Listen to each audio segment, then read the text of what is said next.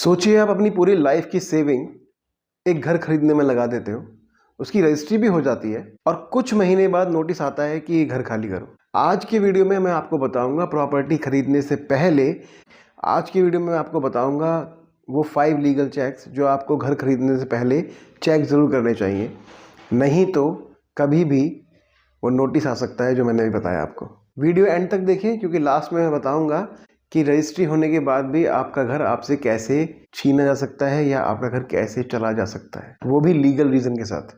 सबसे पहले आपको ये चेक करना है, ये देखना है, ये पूछना है या ये कागज़ देखने हैं कि जो व्यक्ति आपके सामने वो प्रॉपर्टी या कोई मकान या प्लॉट या फ्लैट जो भी बेचने के लिए बैठा हुआ है, ये असली मालिक है कि नहीं है।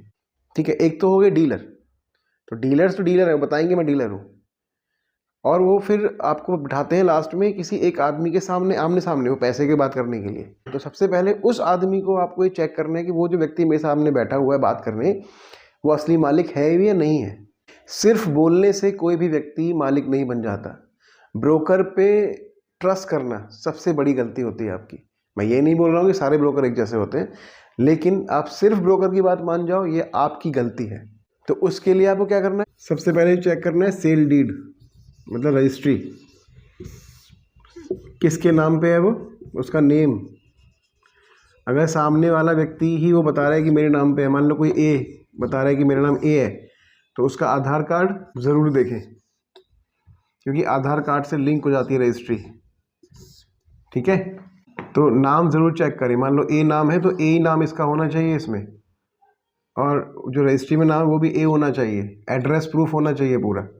ठीक है, और फ़ोटो तो एक हो ही जाएगी भाई, आधार कार्ड पे ही फ़ोटो होती है और जो वहाँ पे रजिस्ट्री है उस पर ही फ़ोटो होती है। ठीक है, तो आप जो सामने बैठा व्यक्ति उसका फ़ोटो चेक कर लें एक बार।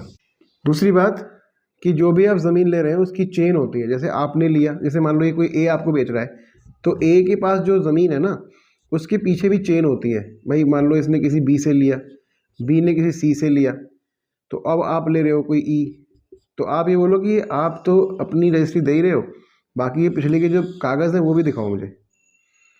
ठीक है, तब जाके उससे सोचो कि हाँ ये कुछ ठीक है। अब एक बात और याद रखें, अगर किसी के पास एग्रीमेंट टू सेल है तो वो व्यक्ति ओनर नहीं है उस प्रॉपर्टी का, तो ये याद रखें कि सिर्फ रजिस्टर्ड सेल डीड से जो रजिस्ट्री होती है उसी से ओनरशिप ट्रांसफ़र होती है।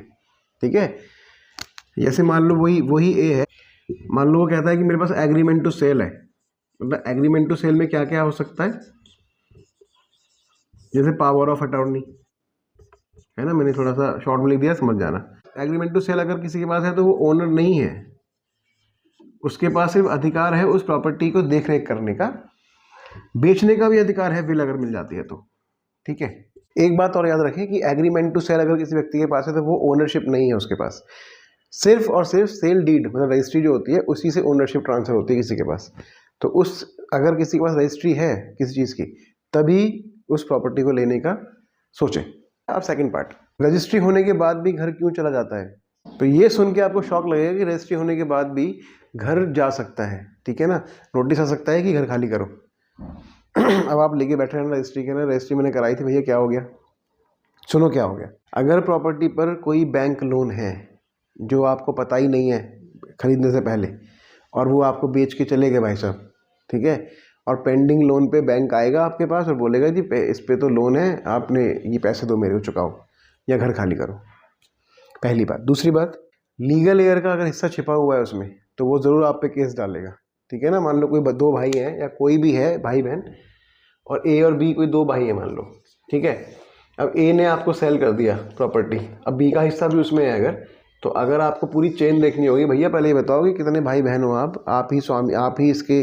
अगर रजिस्ट्री पे जिसका नाम है, मैं आपको बताता हूँ, रजिस्ट्री पे जिसका नाम है वही मालिक है। अगर मान लो दो नाम है, मान लो एक ए नाम है एक बी नाम है, और तो आपको ए नहीं बेच सकता है या सिर्फ बी नहीं बेच सकता है, जब तक दोनों की रजामंदी नहीं होगी तब तक उस प्रॉपर्टी को नहीं बेच सकते। ऐसी कोई प्रॉपर्टी मत खरीदना इसमें 2 या 3 नाम हो, और अगर हो भी तो वो तीनों राजी हो बेचने के लिए, दोनों तीनों जो भी है, तभी वो प्रॉपर्टी लेना। कोई एक राजी हो तो मत लेना, वो बेच के भाग जाएगा।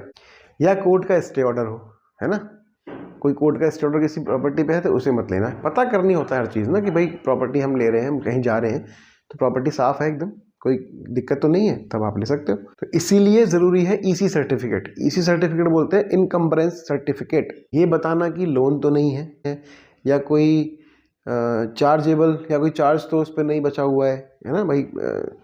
तो ईसी आपको देखना होता है, इनकम्बरेंस सर्टिफिकेट आपको लेना है उससे। उस पर क्या होता है, इनकम्बरेंस सर्टिफिकेट तब मिलता है जब उस प्रॉपर्टी पे कोई लोन नहीं होता, उस प्रॉपर्टी पे कोई केस नहीं होता, या इस प्रॉपर्टी पे कोई चार्ज ऐसा या कोई पार्टनर नहीं होता, कोई GPA general power of attorney, कोई विल, कोई एग्रीमेंट से ओनरशिप ट्रांसफ़र नहीं होती है। जब प्रॉपर्टी का असली मालिक किसी को जीपीए देता है, मतलब ये दो तीन चीज़ें मैंने बताई, अगर वो करता है तो वो व्यक्ति प्रॉपर्टी बेच सकता है, रेंट पे उठा सकता है और कब्जा मतलब किसी को पोजीशन भी दे सकता है। ये 3 जो डॉक्यूमेंट है उनके थ्रू हो सकता है, जीपीए, एग्रीमेंट टू सेल और विल। 4th, किसी भी बिल्डर से फ्लैट लेते वक्त आपको क्या क्या चेक करना है। बिल्डर से कोई भी फ्लैट लेने से पहले चेक करो, सबसे पहले उसका रेरा नंबर चेक करो कि रेरा आ गया कि नहीं आ गया। बहुत सारे इन्वेस्टर होते हैं जो रेरा नंबर से पहले प्री लॉन्च में पैसा लगा देते हैं, तो किस्मत की बात है, कुछ उठ भी जाते हैं, कुछ गिर जाते हैं। लेकिन रेरा जब तक हो, थोड़ा सा उसमें वो रहता है लालच कि रेरा के, क्योंकि रेरा आने पे वो बिल्डर जो होता है पैसे बढ़ा देता है अपने, और उससे पहले प्री लॉन्च पे वो बोलता है कि पैसे कम है जी, तो रेरा आते ही पैसे बढ़ाऊंगा, वो प्रॉफिट आपको मिल जाएगा। बात सही है और ऐसा बहुत लोग करते भी हैं, लेकिन अगर ऐसा करते भी हो ना तो एग्रीमेंट बनवा के रखना। अगर आप फ्लैट खरीद रहे हो तो रेरा नंबर चाहिए और अप्रूव्ड प्लान होना चाहिए, उसके बाद पूरा होना चाहिए, और कंप्लीशन ऑफेंसी सर्टिफिकेट चाहिए। तो इसमें लॉ क्या कहता है, लॉ कहता है डिले हुआ अगर तो बायर को कंपनसेशन दिया जाएगा, मतलब बायर को कंपनसेशन लेने का हक है उसमें।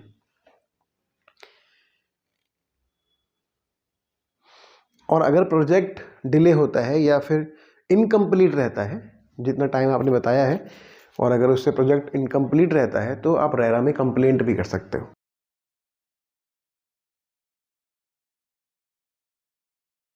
तो प्रॉपर्टी लेने से पहले 5 डॉक्यूमेंट चेक करने हैं। कौन कौन से? तो 5th पार्ट ये है कि आपको चेक करना है 5 डॉक्यूमेंट। सबसे पहला सेल डीड, रजिस्ट्री होनी चाहिए उसके पास, ठीक है। दूसरा इनकम्बरेंस सर्टिफिकेट, जो मैं कह रहा था कि लोन नहीं होगा या कोई पार्टनर तो नहीं है उसमें या कोई केस तो नहीं चल रहा उस प्रॉपर्टी पे, ठीक है। अप्रूव्ड मैप और लेआउट, जो भी प्रॉपर्टी बेच रहा है उसका अप्रूव्ड मैप होना चाहिए और लेआउट होना चाहिए।